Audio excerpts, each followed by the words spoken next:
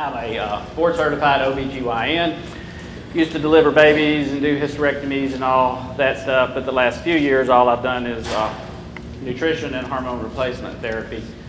And the way we got to a farm is my daughter actually started years ago when she was in nursing school and she got sarcoidosis. She was going through what I call the young woman obligate vegetarian phase, where they think vegetarian diet's healthy and everything. And so maybe, I don't know if that contributed to her bad diseases. She got into health research and I got into nutrition. I don't know if y'all know in psychology what the Dunning-Kruger effect is. But that's where tests they do, when you give a test, you know, when you ask somebody how well they thought of it. They still can't do it. All right, I'll just stand in front of it, okay? And so the Dunning-Kruger effect is a psychological effect. If you take a bunch of people, you're going to give them a test on the subject. And then you ask them afterwards how well they did. You always know this, you've seen it in students. But it turns out the ones who know the least think they did the best and think they know the most. And the ones who know the most, like, oh my God, I failed that test, blah, blah, blah, and then they made hundreds. You've all seen people like that. So I was kind of Dunning-Kruger on nutrition. I thought I knew a lot, and I knew absolutely nothing. But she also married a young man at Auburn who had a degree in vegetable production and ran organic farms. So part of the wedding gift that I offered them, if they had a small wedding that didn't cost me a small fortune, was 20 acres in organic tractor, also known as a mule. But we ended up with more acres than a real tractor, but that's how we got the organic farm going. And we, BlueWaterCreekFarm.com, go to it, and we are basically a mini white oak pastures. We do grass-fed beef, pastured pork. We have about 300 layers. We have about 200 meat birds in the brooder right now. And we do honey and we do organic vegetables. And we market them direct market, basically is all we do to restaurants. And the local field is going very well. We're, as he would say, we're not in the profitable phase yet, but we've only been going about 3 years. So we got into nutrition and I do hormone therapy, which is all I do, GYN right now for both men and women, testosterone, which is actually your key to health, which you should research. But let's get to the nutrition, and I call this the fatty calf because when I'm talking to either men or women, when we're doing, you know, there are two basic things to do, and I've looked to do kind of anti-aging medicine. And there's 3 parts to anti-aging medicine. Anti-aging medicine isn't, you know, good Lord made you to live to be about 100, 105, and then you're going to pass away. But He also made you to be bright, healthy, and enjoying life at 100, not sick. And anti-aging is really preventive care. And so when we talk to someone about hormones, we also talk about their diet and nutrition. And there's so many misconceptions that you're going to find out about, hopefully get corrected today, that I tell these guys, you know, when the prodigal son came home, they didn't kill the fatted ear of corn. They did. So that's why I just call this lecture the fatted calf, because that's where the real nutrition was for these people. Okay? This proverb I found a long time ago for my talks, but it really tells you the problem with American healthcare is, you know, we don't have any really good doctors. All we have is inferior doctors. Now, we're trying to be very good inferior doctors, but if we were a good healthcare system, we wouldn't need a lot of those inferior doctors.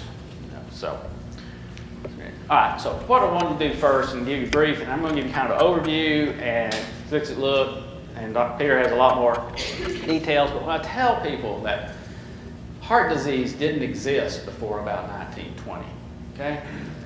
Doctors included, they don't believe me. Oh yeah, there were heart attacks. They just didn't know what. Well, those doctors, you know, they're pretty dumb. You know, we always think we're so smart and our ancestors are so dumb.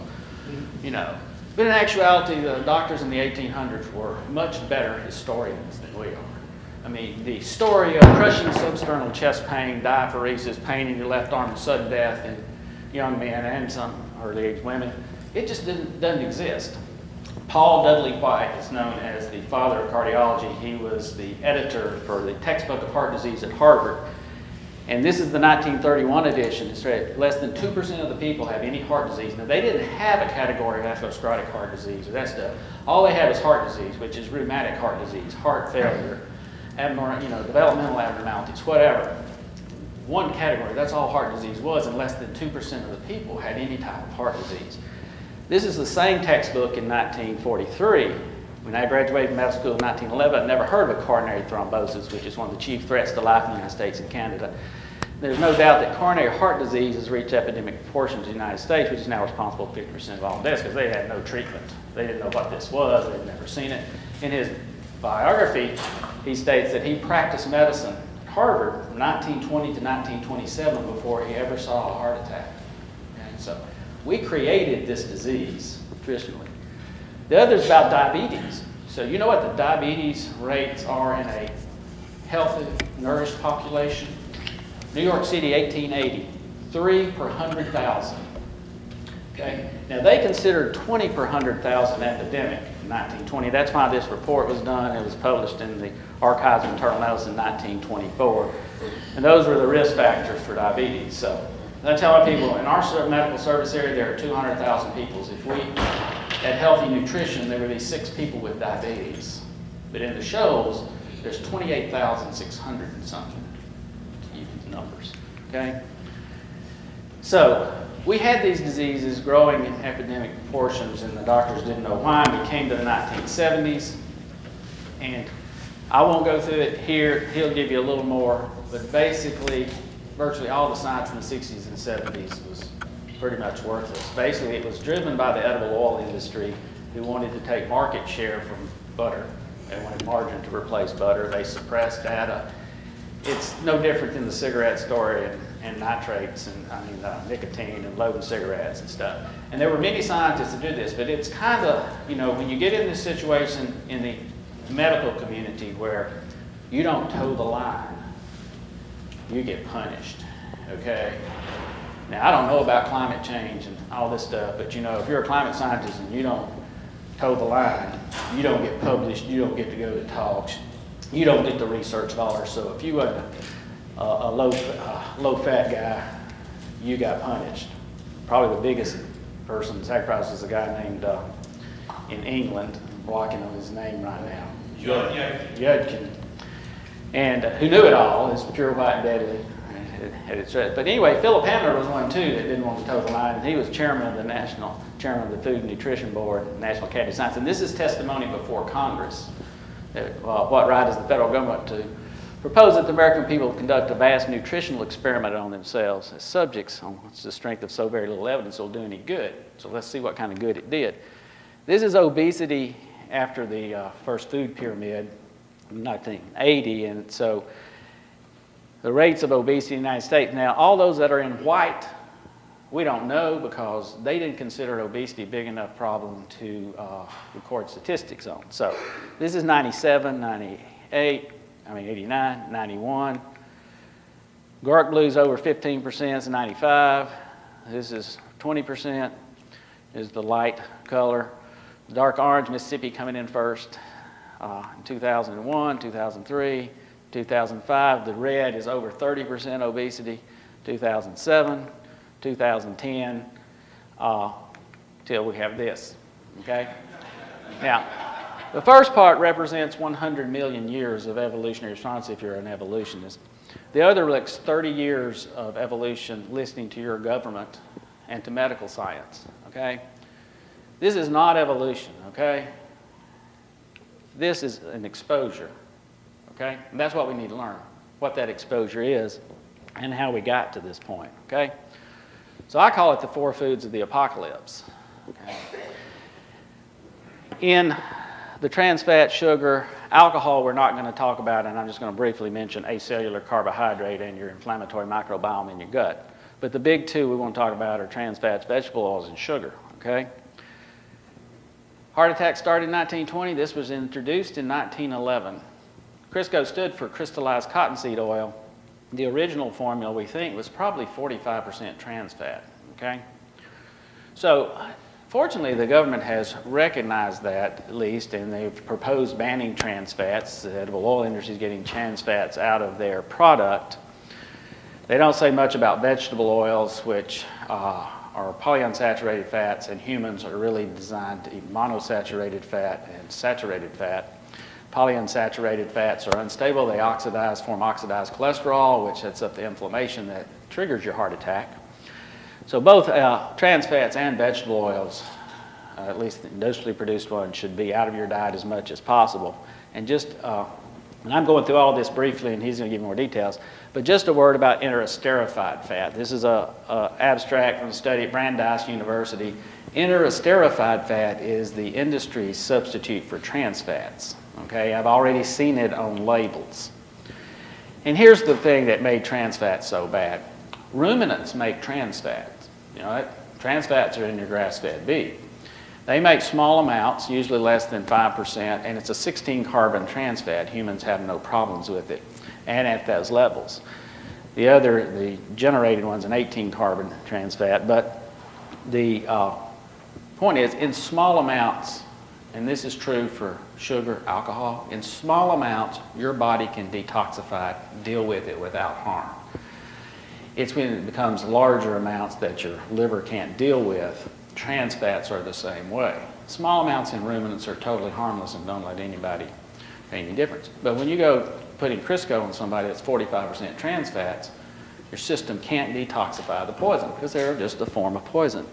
Well, interesterified fats are going to be the same thing. In small amounts, your body's going to deal fine with it. In large amounts that you get through all the commercial oils you're going to get.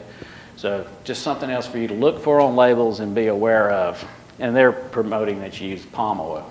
Okay, let's talk about sugar. I want to give you some of the basic science on sugar. We give you some more details. By sugar, sucrose is what we call table sugar. It is a glucose molecule on the left and a fructose molecule on the right. Fructose is a 5-carbon ring. You can see the difference. A carbon is a 6-carbon ring. Sucrose, high fructose corn syrup's on the top. It's just the 2 molecules in a blend. Sucrose has an oxygen bond there that's cleaved instantly in your stomach. Unfortunately, whatever people want to tell you, there is no difference in high fructose corn syrup and organic cane sugar. They are equally bad, okay? So, no, oh, I use organic cane sugar, and I tell my parents, oh, good, you have a higher quality poison than other people do, you know. So, this is the key, though, is understanding fructose. I put this up here so you can remember high school chemistry or biology, because I know you love things like this. Fructose is the key, and so what I'm going to do is explain to you. Fructose is a toxic poison to humans. No cell in your body can metabolize it. All of it goes to your liver. And we'll explain how it causes basically all the metabolic diseases, including heart disease, diabetes, by your liver. Because the key is really everything is liver disease. Obesity is not a problem in the United States. Obesity is a symptom of the problem. And what I want you to do when you leave here today is understand what the problem is. So all the fructose you eat, I don't care if it's from fresh fruit, I don't care where it comes from, if it's maple syrup, agave syrup, there are 25 or 30 different names the industry uses to hide sugar in their products. It doesn't matter. All the fructose has to go to your liver to be detoxified, okay? Again, like anything else. If the only thing you'd ever had to eat in your life was fresh fruit, you'd be perfectly healthy. The amount of sugar in it, in addition to the fiber in it, the fiber forms a gel-like in your gut, traps the sugar. So the sugar is absorbed very slowly. You don't overwhelm and overpoison your liver at one time. But refined sugar is not like that. Now, that doesn't necessarily mean if you're really sick and your liver is really damaged that you can even tolerate as much sugar in fresh fruit. I'll talk about that in a minute. But here's what happens. Fructose goes to your liver, it has to be detoxified. It is a poison. It is metabolized into triglycerides and fatty acids. It elevates small, dense LDL cholesterol. All right, your LDL cholesterol is your so-called bad cholesterol. Contrary to the doctor, there are 5 LDL cholesterols. There are 2 basic patterns, type A and type B. Whether you have a predominance of large, fluffy LDL, it's called, because of the way it sits in the tube, or small, dense LDL that sinks to the bottom. Well, small, dense LDL is several hundred times more likely to give you plaque and vessel disease. Large, fluffy LDL just really doesn't get down there to damage the lining of the blood vessels, to make it simplistically. When you eat saturated fat from beef, it elevates large, fluffy LDL. So what the hell said in the 70s? Yeah, you elevate your quote, bad cholesterol, but you're elevating a subcomponent of it that's not harmful. But sugar all goes, fructose and sugar all goes to small dense LDL cholesterol, triglycerides, elevates the fatty acids in your blood, which we'll talk about in a minute. Okay, so the lipid profile that gives you heart disease, peripheral vascular disease, strokes, heart attacks, all comes from the fructose metabolism in your liver. And Yudkin and them knew that in the 70s. They knew this is where it came from their study of primitive people that eat tons of fat, but they couldn't explain this. And we've only known this maybe 10, 15 years. There's a Dr. Robert Lustig at the University of California. If you haven't watched his lectures on YouTube, you need to go watch them. You'll get a lot more of the detail and science. So here's what happens with obesity, okay? I think I've got, let's summarize some of it, because this is just an interesting slideshow. The blue line is sugar consumption. Now, the American Medical Association has recognized sugar as a primary cause of heart disease. They're just not smart enough to take saturated fat off of their no-nos yet, even though there's no scientific evidence to. But anyway, they say around 60 grams a day is their theoretical threshold for heart disease, which we reached around 1920. Sugar consumption went up through the 30s, obviously, because of the roaring 20s, and then the Depression hit. Sugar consumption stabilized. World War II still stayed down, and then started up in the 50s till we hit around 1980 when we recommended a low-fat diet. And the basic things about diet is this. There are only two things that make it good, make you able to eat it, fat or sugar, okay? And they chose the wrong one, okay? Because when you go low-fat, you go high sugar. There's no option. I mean, if you try to eat a low-sugar, low-fat diet, you spend most of your time throwing up, really, or you just won't eat it, or you can't stay on it. It's just not tolerable. So you see the emergence of heart disease. It just kind of summarizes all of our diseases, and the diabetes rate goes a lot along with the sugar consumption. It appears that, at this level of 60 grams per day, you become cardiotoxic. Get over here to 1980, when you get up above the 60 and get on up into the 120, 30, 40, 50, like we're doing today, is where it becomes toxic to your weight control system. Okay? So, let me tell you about how obesity works. Your weight is not under your control of your conscious brain as you think it is. Exercise has no effect on weight control. Good for your health, great health too. I don't say anything bad about exercise. You all need to exercise. It ain't going to help you lose weight, Hour on the treadmill is one chocolate chip cookie. That's about it, So it's not going to do any good, and it really doesn't matter how many calories you eat. As I tell my patients, I try to eat 2,000 to 3,000 calories a day, and I've lost 30 pounds doing it, okay? So a calorie is a myth, and all of these myths mess up people's weight loss. That's why any low-calorie weight loss program in the long term has a 98% failure rate. Because your hypothalamus, your brainstem, your autonomic nervous system, and your endocrine system is in control of your weight. You're not. It is one of these things that's automatically regulated, just like your heartbeat, your blood pressure, your digestion. These are none of the things that you think about that are going on, okay? And so I want to explain to you how it works, okay? There are 4 hormones involved in weight. The first 2 we'll just mention. Ghrelin is your hunger hormone. It is suppressed if you eat a good breakfast full of fat and protein, okay? That's why Granddaddy had sausage and eggs, bacon and eggs. And these people knew these things instinctively. They didn't just happen to be what they liked. It brought them health. Peptide YY is important because it's released after the food gets in your stomach. And one of the things you do in a diet program is you tell people if you eat and you're still hungry and you think you want seconds, wait 20 minutes. If you still do, eat all you want. Most time you won't, because peptide YY is released, goes to your brain, makes you feel full, takes away that hunger. So if you eat slow, and that. Now, but the key to understanding it is insulin and leptin, okay? And here's how it actually works. Fructose is a poison. We've learned that. It damages your liver, okay? Overconsumption of sugar causes liver damage. All these diseases are liver diseases, okay? The statistics we'll go through later out how many people, but first sign of liver damage is insulin resistance in your liver, okay? Your liver is damaged. It demands more insulin to get the fructose and other things into it to be dealt with and to detoxify it. This gives you a high fasting insulin level, okay?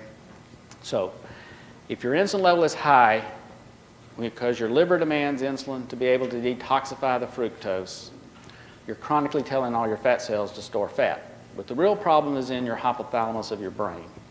It monitors insulin.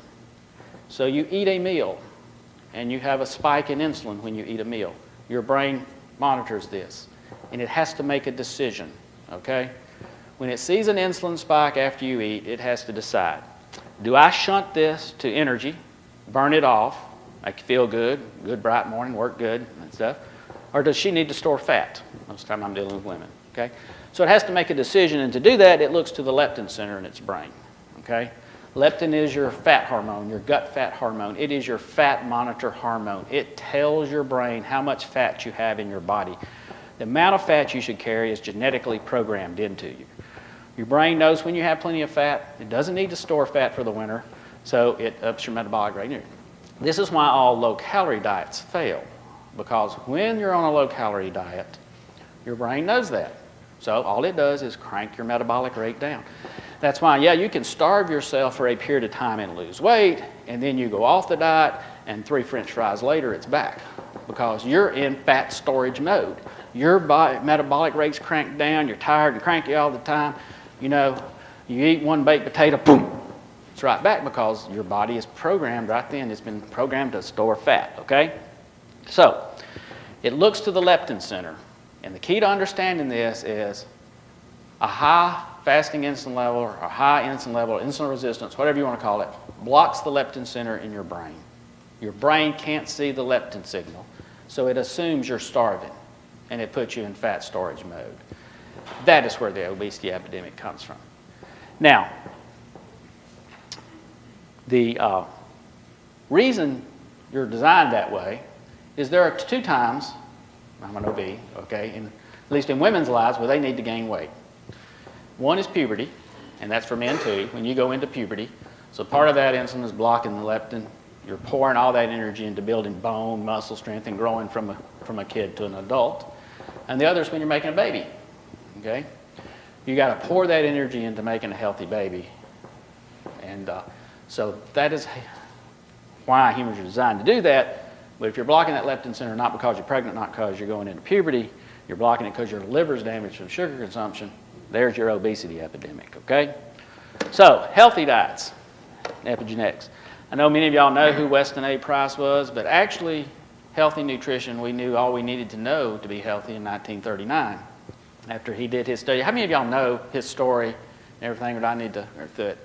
So, a few. All right. Weston Price was a dentist. Cleveland, Ohio. He's one of the founders of the research arm of the American Dental Association. Cavities and malalignments are nutritional diseases, just like diabetes, hypertension, heart disease. That's why sometimes you see the promos about gum disease and heart attacks and all this stuff. Okay, it's a nutritional disease. Where he got his impetus, though, was World War I. World War I, the draftees, their cavities were so bad that, you can't have a healthy fighting soldier if he doesn't have good teeth. So this was a matter of national security. So 10 years of studying this focal infection theory, whatever. He knew it was nutritional. He's trained some as an anthropologist too, as those guys were. He knew primitive people on traditional diets don't get cavities less than 1%. He spent the 1930s traveling the world and seeing what these primitive people do. You see their faces on there, and I wanted to show you that. So what he discovered was a few basic things. They all highly prized animal fats, wherever they could get them, and the reason they did was these fat-soluble vitamins. Vitamins A, D, and K2, they are really the key vitamins to life, and one of the reasons animal fats are so important. Vitamin D and vitamin A do not act as vitamins, which are usually enzyme cofactors. They are hormones. Vitamin D technically is a hormone, and they are gene regulators. Your hormones work by going into the cell and regulating gene expression. Vitamin K2, he called factor X. He didn't know what it was. We doctors didn't know, but you need to know about vitamin K2 because it never gets mentioned about grass-fed beef, but it's probably the key thing you get from grass-fed beef. Now, the K vitamins are different. They are fat-soluble vitamins, but they are not gene regulators. They are protein regulators. K1 was discovered in 1938 to 39. It regulates the proteins that clot your blood. So that's why they tell K1 is in green leafy things. It's called phylloquinone. And that's why I tell grandma on her Coumadin she can't eat her turnip greens because it messes up her balance because of all the K1 in the green leafy things, okay? But when a cow eats K1 in green leafy things, which isn't in grains, in its gut are bacteria. They ferment K1 into K2. K2 is the fermented product of K1, and K2 is the master of calcium everywhere in your body. Now, and I don't have time to go through all the details, but to give you a little, look, vitamin A really kind of upregulates your cell production. It makes you have more immune cells. It makes you have more repair cells. Vitamin D, to just give you the heart disease one. Vitamin D goes into your cells, turns on a gene that makes a protein called the matrix GLA protein. The matrix GLA protein's job is to repair your blood vessels. Now, vitamin K2 regulates that gene, that protein. It tells that protein whether to put calcium in your blood vessel repair or not. Hardening of the arteries, calcium repair. So if you have hardened arteries, you've been vitamin K2 deficient. Our standard American diet is terribly vitamin K2 deficient because there's only two places you get it. Grass-fed beef, or milk, of course, raw milk, or the way I try to get it is raw cheese these days, your best source on grass-fed. Because if they're not eating green leafy things, they don't have K1 to convert to K2. And you can see this in the fat, actually. K2 gives you that really dark, orangey chicken yolk, and you look at the fat on grass-fed beef, it's going to have a little yellow tint to it, or it's going to have a little dirt tint. That's the K2. That's the biggest reason. Even though I know about omega-3 and omega-6 fatty acids as our conservation people told us, well, the amount of omega-3 and omega-6 fatty acids in beef is so small, and the amount you're getting is really insignificant. Okay, fine. But the K2 is not. Now, the other place you get K2 in traditional diets is fermented vegetables. How Grandma had that pot of raw sauerkraut going all the time, and the kimchi or natto in Japan. One of the reasons they have some of this natto is a huge amount of K2 in fermented soybeans and everything. Okay, so these people got lots of those, and they had none of these foods of the apocalypse. Okay, so. All right, one of the best things to learn about traditional diets is bizarre foods. I don't know if you've ever watched this show, but you need to go to the website, Bizarre Foods of the World. His trip to Mongolia was really interesting, but they have milk in every possible way. There are whole traditional cultures that are on milk that are perfect health. Hey, if you're lactose intolerant, you're lactose intolerant, And some of the things has to do with the proteins and that stuff, but we'll explain that a little bit just now. I want to say a word about children because what the school program is really a form of genocide, to be honest with you. Look, we don't have, we're not meant to have autism and hyperactive kids. When you read Dr. Price's book, and if you get that book and read it, at least read chapter 15. It has all of the diets of these traditional people, okay? But even Health Canada's recognized this. They now recommend babies' first food be meat or iron-fortified cereal of some kind and everything. Baby's first food should be meat or liver pate or egg yolk. The proteins early, and this is what they're talking about milk and the casein and the proteins early. But see, the acellular carbohydrate, like we talked about, like the rice cereals and the other crap they feed poor kids, causes an inflammatory microbiome. And most of your immune system's in the gut. So it sets them kids up for allergies and all this stuff when you throw in proteins that they can't handle. So I want you to see, this is our first grandbaby, Abby, getting some of her first meal. And all you got to do is see that face. Now, this is that face later. She has what's called a Weston A. Price face. Broad cheeks across here, excellent room. All of her teeth are perfectly aligned because she got enough fat-soluble vitamins and enough fat to develop properly. It's unfortunate that most of our kids don't. And it's an interesting thing when you see her at school. It's like Price said, when she's at home, oh God, I'm taking her to school, she talks nonstop every second. She gets to school, she's as quiet as easiest going. The teachers had to come to the parents and ask if she could talk, okay? Because she observes things, and then she gets to know you, she talks and that kind of stuff. She is not hyperactive at all. She is at home. And just to give you a test for your children or your grandchildren, and this is a test. Give them a sugar load, okay? All right. a couple of cookies, I don't know, whatever. They get so much sugar loads now, who knows. If they do have that sugar high and bouncing off the wall, their liver is still healthy. Because what happens is they got that huge sugar load, they had this incredible insulin spike, their brain said, crap, I don't need all this energy. It shunted on to energy and they're bouncing off the walls. If you give a kid a couple of cookies and they just want more cookies, you got a problem. Okay? You need to start working on it, okay? So, this is the way our kids face it. There shouldn't be, you should have to travel to some major city for an orthodontist because that would be such a rare thing to have unless it's something like that. Okay, so America's #1 health food. I use this because it's in Time magazine. But actually, we're in the South, the #1 health food is pork lard. Okay, that's what it was for hundreds of years, okay? You got to get it into your mind and lose your fear of fats. Fat is the healthiest thing you could eat. Fat makes you healthy. It makes you, especially good fats, grass-fed beef, pastured pork.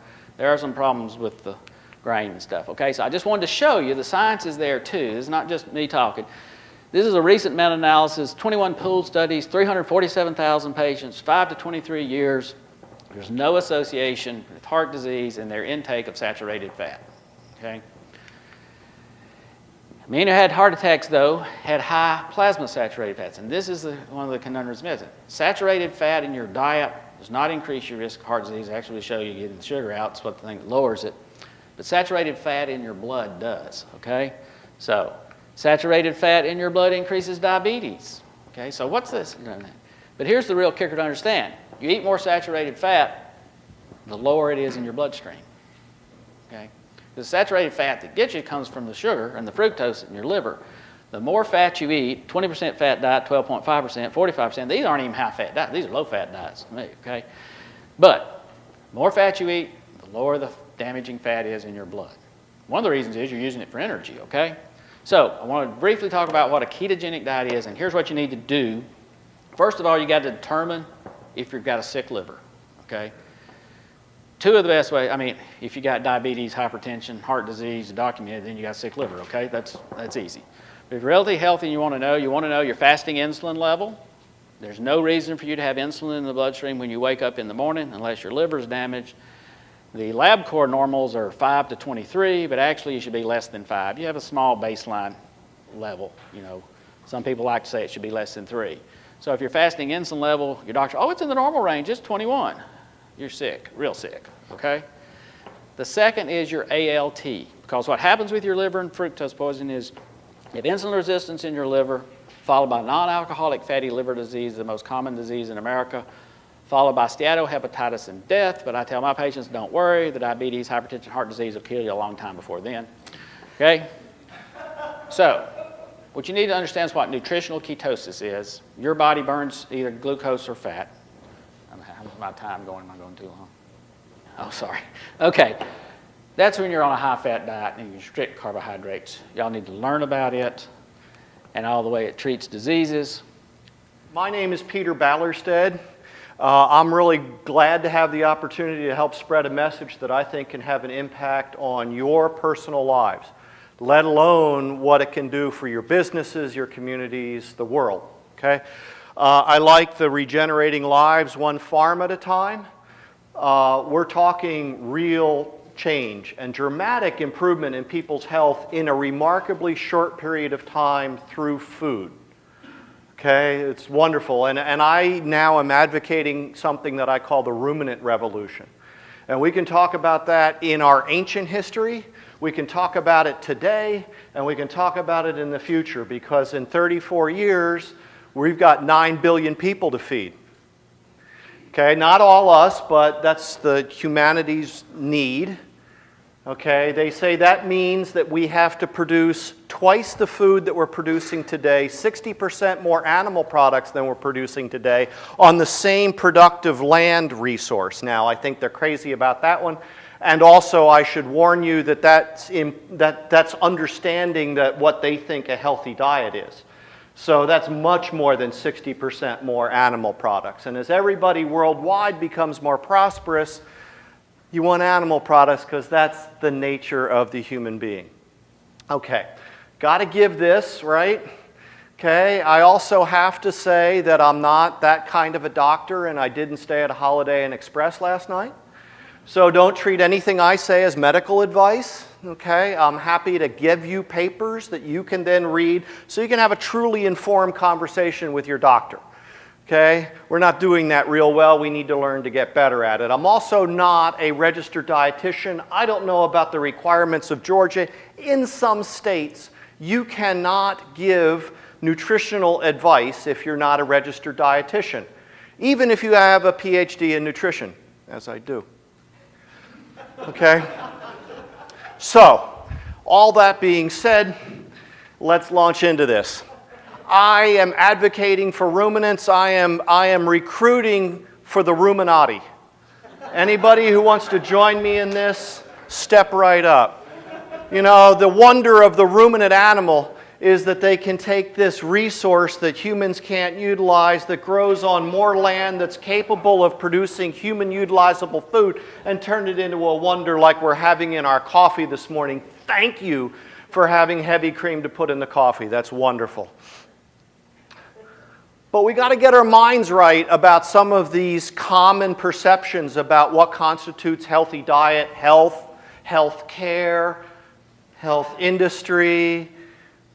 Why are some people heavy? When you see a heavy, first of all, I love the knowledge is power, but if what you've been given is incorrect information, what's that?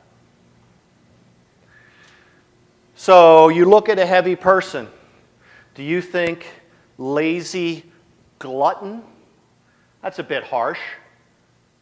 But if you believe the official policy, if you believe all the official health recommendations, that's what you believe. They overeat, they don't exercise enough. That's another way of saying lazy glutton. Or do you think perturbed metabolism? Get your minds right about this. When they actually do studies and compare normal and overweight people eat fewer calories. Get your minds right. And part of my message to you and this audience is we need to be careful about the messaging that we're putting out about our product. Okay? You think if you put a basset on a treadmill, you can turn him into a greyhound? Genetics ain't fair, is it? I heard one person say that they got into genealogy so they could figure out who to blame. Now, if you put a basset on a treadmill, you can turn him into a lean basset, maybe. But you ain't never going to turn him into a greyhound. Pardon? I said you'll make him take a nap. Yeah. You'll make him hate you. Just shoot me. Because I'm not going back on the treadmill. With all due respect to certain well-selling authors, you are not what you eat. You are what your body does with what you eat. And this is my study guide, in case anyone needs the reference. Here we have a high fiber, low fat, and poor quality, low amount of protein, crude protein. And this is not. The wonder of pregastric fermentation in the ruminant can take that fibrous resource, turn it into fat. Can take non-protein nitrogen, turn it into high-quality animal protein. Can take polyunsaturated fatty acids and reduce them into a form that won't hurt us when we eat their fat. Wonderful thing, the ruminant. Ruminants rule. But we live in a culture that gets really weird about things. Honest to God, I did not make this up. Now, it's been a while since I took organic chemistry in college. So maybe I'm missing something here. How do you make C12H22O11 without those 12 little C's? I know what they're trying to say, and it's real easy to point a finger at them. But let's look at ourselves, shall we?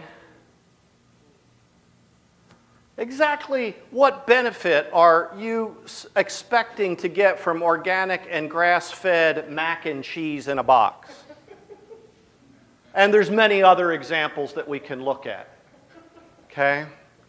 So it's been said that if you're in a group of people that you agree with 100%, you're probably in a cult. My job here may just be to prove this ain't no cult. Okay? We can disagree without being disagreeable. Let's have conversations. Let's make sure we know what, in fact, we're talking about. Let's make sure we understand all the information. We're not conflating issues, okay? But I think that, we may have to kill or cull a few of our own sacred cows, and that's fine. If we're going to point fingers at somebody else, we better be prepared to do it ourselves, but don't worry, sacred cows make the best burgers.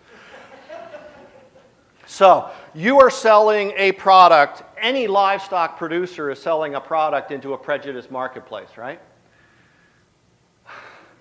And we could probably have a really good conversation about those first two items on the list. How is it, though, we came to fear fat?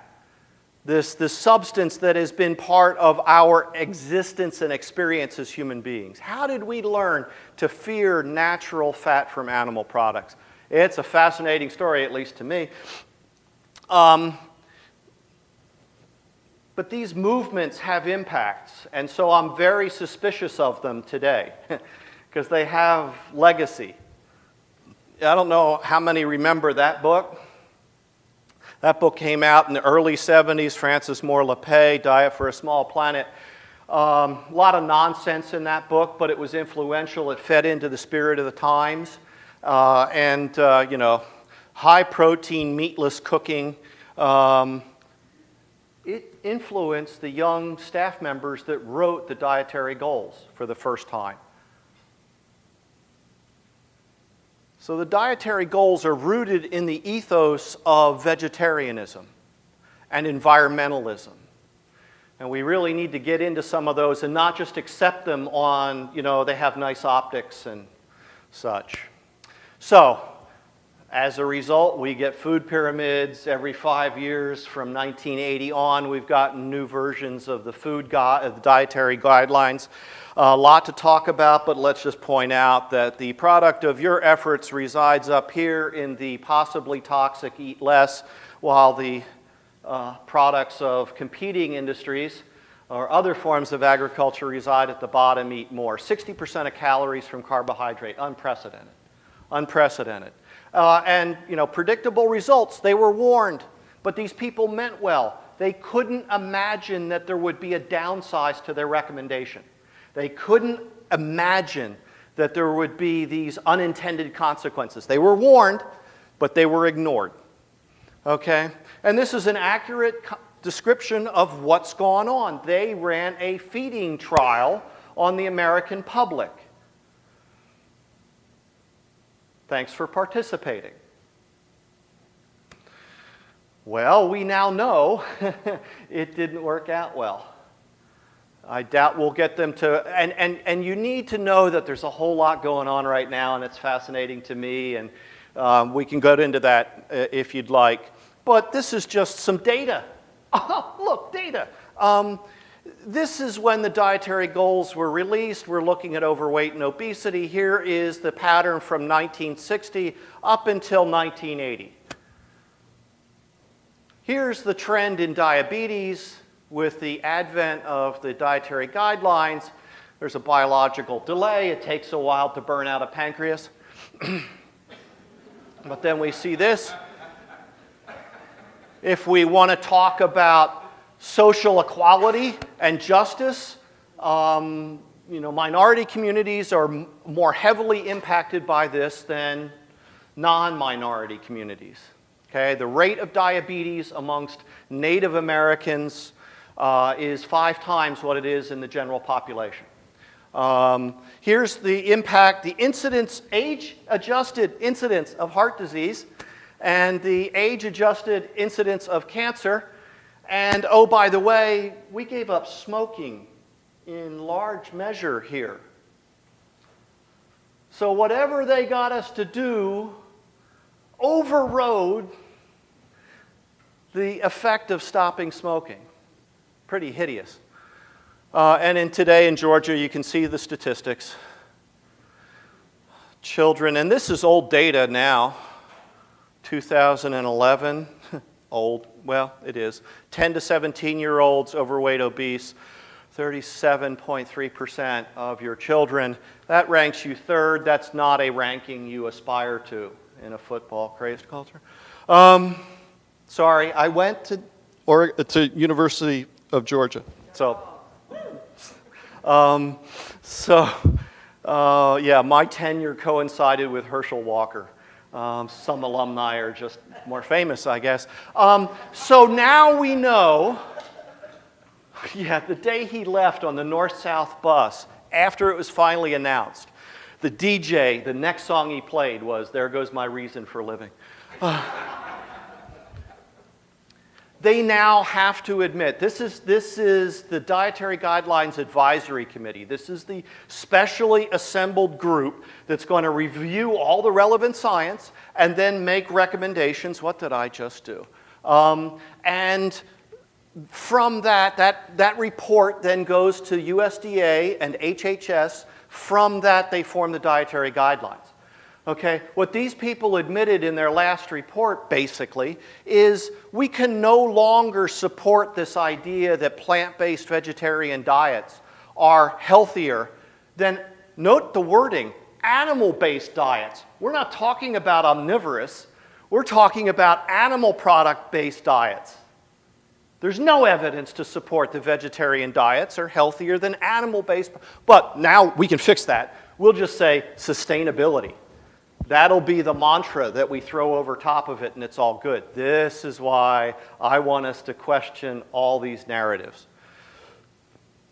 And sure enough, they tried.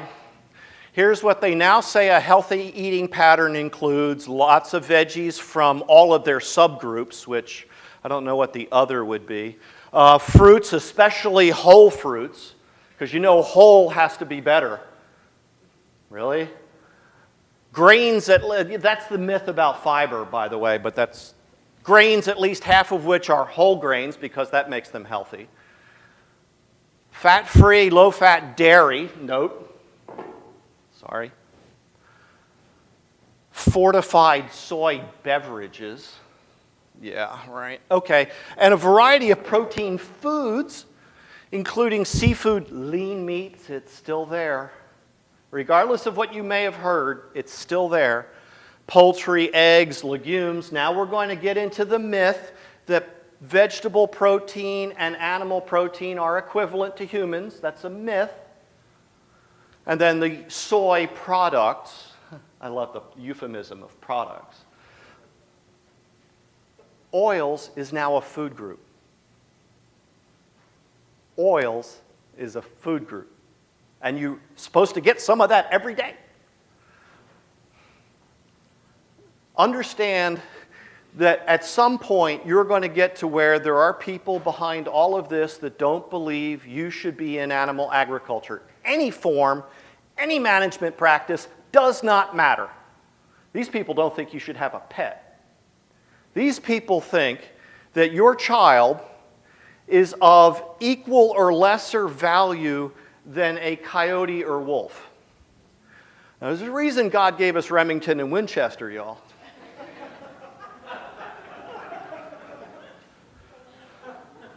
There is a narrative that says that ancient man didn't eat meat. It's false. We would have no modern human had it not been for the large herbivores that we hunted with alacrity and painted 19,000 years ago on cave walls, right next to the painting of the sacred soybean. Oh, maybe not. Put it another way, we didn't evolve to eat meat. We evolved because we ate meat.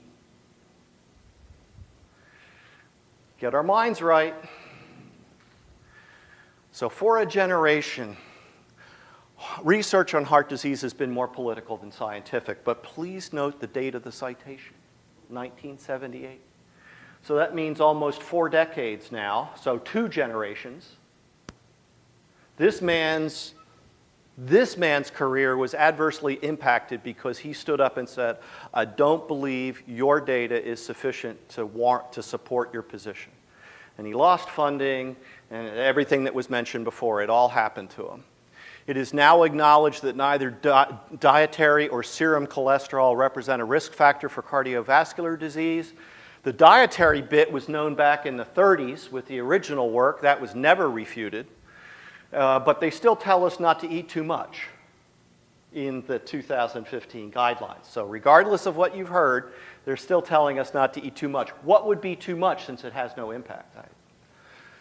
Saturated fat does not cause heart disease, period. Okay? Unless they're man-made saturated fats. Because that's how trans fats have been accounted for a while. And it's interesting there because you can see the pattern of a vegetarian advocacy group called the Center for Science in the Public Interest campaign for trans fat shortening against the use of beef tallow. And they got the industry to switch, and now they can run around saying, oh, that horrible industry, they're using trans fats. The only problem is there are copies of their newsletter saying, oh, there's no harm in trans. Trans schmans, I think was the... Okay, so the other thing, yeah, this is a little awkward. High-fat diets actually produce greater weight loss, better blood glucose control, and reduced cardiovascular disease risks. That's awkward. Because the healthy diet is supposed to be low-fat. And yet... And this is the bit to really start to tease this out. There's a whole lot of information now emerging where people are looking at the relationship between type 2 diabetes, obesity, and cancer. You know, here in Georgia, we are in the diabesity belt. The two conditions are so tightly associated that people are calling them diabesity. Putting them two together, okay? We can talk about that. But if you are type 2 diabetic, if you are insulin resistant, if you are at a greater risk of contracting many kinds of cancers, and when you contract those cancers, you are at a greater risk of mortality from those cancers than someone who is not insulin resistant but gets the same cancer. There's something going on there, there's linkage, lots to look at. But we've been looking in the wrong direction. Again, we've been distracted by the slideshow, right? So again, excess body fat seems to account for between 1/4 and 1/2 of the occurrence of many frequent cancer types. We heard this, right, on the news lately? No, it was red meat, right? It was bacon, right? No. There's something going on here when we metabolically derange a human being. How do we do that? It was just explained. How do we treat that? We'll get to it. So the list is growing, this is a quote from the president of the Memorial Sloan Kettering Cancer Center. He's given up added sugar. Well, that's a nice start. But added sugar is, like I say, there's lots of sugars in our diet today. And if you are metabolically deranged, you need to explore what degree of carbohydrate restriction you need to be pursuing to achieve the health goals that you need. It's an individualized, not a one-size-fits-all. But this is the sort of sins of the father kind of thing that's coming at us now. Because there was work done that showed that if a child is born to a diabetic mother, and you've heard about gestational diabetes as being a big issue, that child is 45 times more likely to be diabetic by age 25 than children born to mothers that are not diabetic. If the mother is merely metabolic syndrome or high blood glucose, it's only a 20-time greater risk.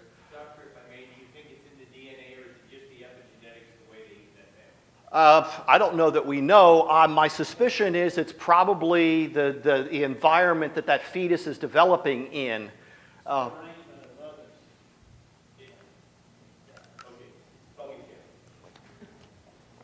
So we have all this interest in sustainability. We have all this interest in the healthcare epidemic. By the way, you know that there's absolutely no relationship between healthcare spending and health?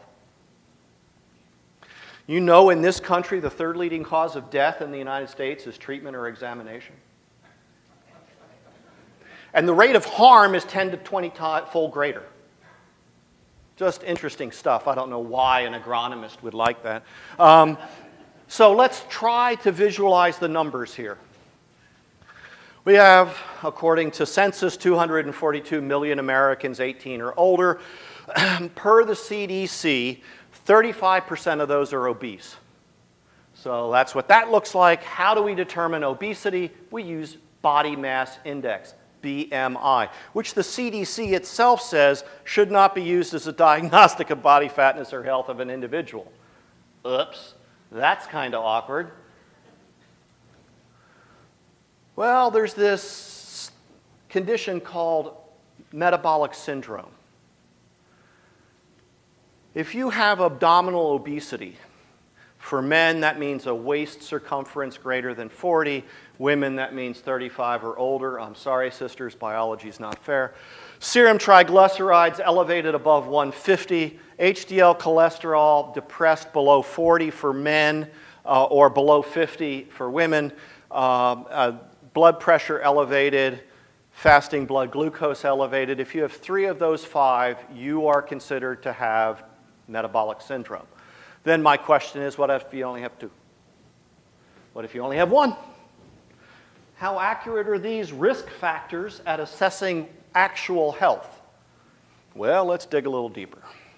34% of the adult population has metabolic syndrome. They're at increased risk of cancer, increased risk of diabetes, increased risk of heart disease, increased risk of Alzheimer's disease. You want to keep the list going?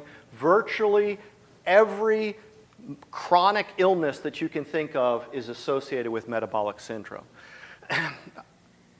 Last September, a paper was published in JAMA. Basically, over 50% of the adult population of America is now diabetic, pre-diabetic. 14% have overt diabetes. 38% are pre-diabetic. How are those assessed? How accurate are those measurements? Well, they're not real accurate. Because it turns out that fasting blood glucose, A1C lag sufficiently in time with actual damage that's taking place due to elevated levels of insulin. And so you can have chronically elevated levels of insulin for a decade before your blood sugar control gets lost. And so if this is how you're assessing health, you may be missing it by a decade or more.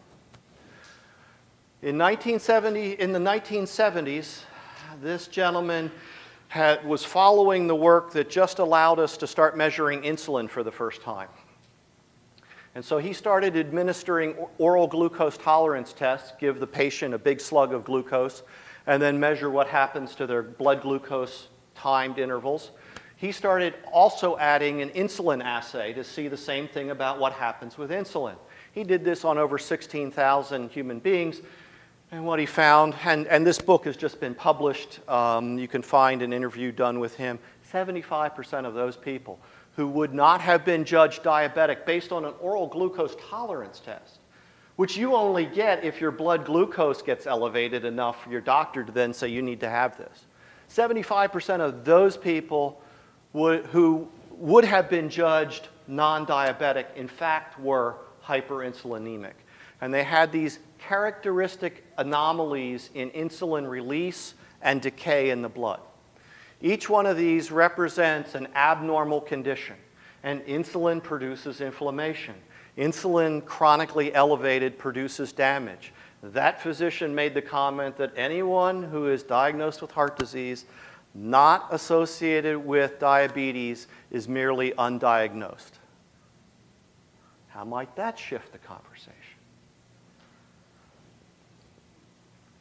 So now we're talking about a huge number. Anywhere between 50 and 50%, 75% of the adult population of America might be somewhere on this spectrum towards chronic illness. And we know the best first course ought to be to get people with that kind of derangement onto a very low carbohydrate ketogenic diet that was just mentioned. And here's one of many studies that are now available. It should no longer be a debate, where they compared the results of a group of patients following that diet compared to the so-called healthy diet, low-fat diet. And in measure after measure after measure after measure after measure after measure after measure after measure after measure after measure, the improvement produced from that dietary therapy was better on the very low carbohydrate ketogenic diet. That's a high fat, low carbohydrate diet. And the improvement is better than they can produce with medication. And it happens quickly.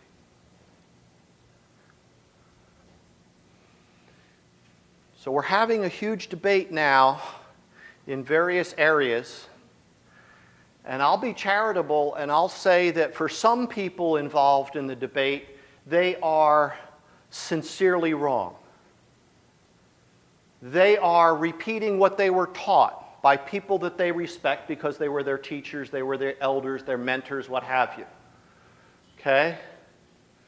But we're reaching the point now where people are going to have to choose which one they're going to be. Because it's no longer a question.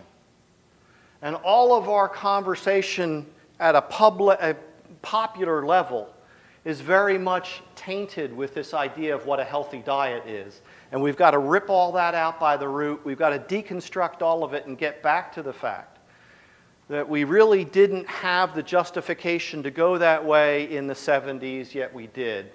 And we need to be very circumspect about initiating new policy based on scientific controversies of today. Similar models could be applied. And my challenge to anyone is, what is it that you're interested in here?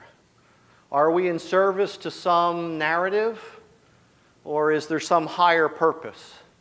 And the quote is that you can tell when idols are being worshipped because human beings are being sacrificed.